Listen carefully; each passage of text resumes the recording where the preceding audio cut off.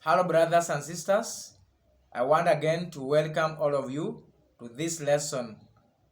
Remember, this is the first lesson of the third module, and I want to encourage all of you that you keep on practicing, more especially watching the videos and reading the lesson notes.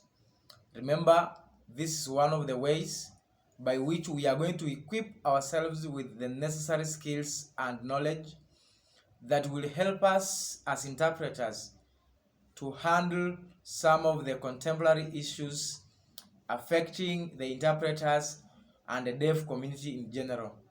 So in our first lesson, we are going to discuss about the general meaning of the word disability, and we are also going to take a look at some other definition of some other necessary terms involved in disability. And I want to remind all of you that as far as interpreters are concerned, we are going to limit ourselves with only important information that is necessary, especially regarding disability. Now, disability in simple terms is a term referring to an impairment which of course may be cognitive, developmental, intellectual, physical, sensory, among others, that may limit an individual's life in terms of handling activity. So whenever we have a disability, we are limited to perform some functions, or our life will not be the same as those people without disability. Now, disabilities, remember, is an umbrella covering impairment, general limitations, and participation restrictions. So meaning to say that once you have a disability, you are not able to perform some activities fully the way a person without disability can do. Another thing about this topic is about impairment, and our major interest in this topic is about the hearing impairment. That's the major specialization we as interpreters have. So impairment in simple terms refers to as a problem in the body functioning, especially in the structure, whereby there is a limitation or a difficulty in performing some task. So we are limited to perform some tasks the way those ones without disability can.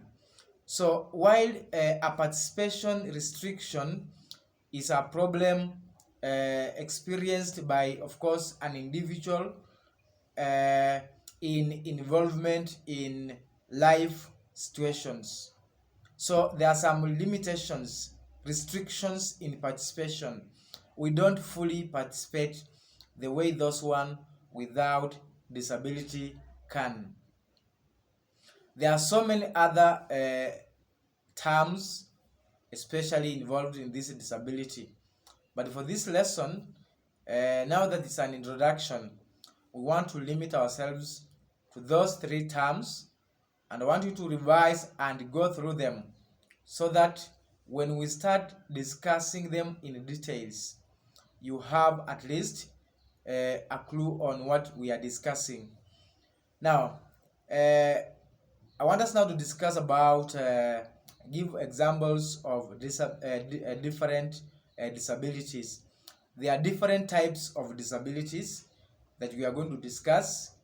Number one, we are going to look at visually impaired people with challenges, especially in terms of vision. So we will discuss this in broad.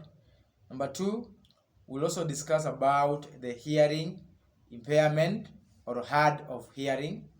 Number three, we'll discuss about intellectual disability. We'll also look at acquired brain injury. The next one, which is number 5, we'll talk about autism spectrum disorder. We'll also talk about the physical disability.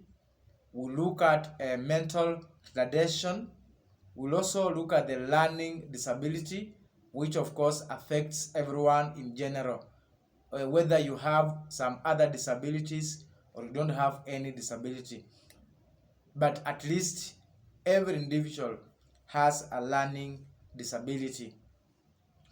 Another one, we'll talk about cerebral palsy, and lastly we'll discuss about emotional and behavioral disorder.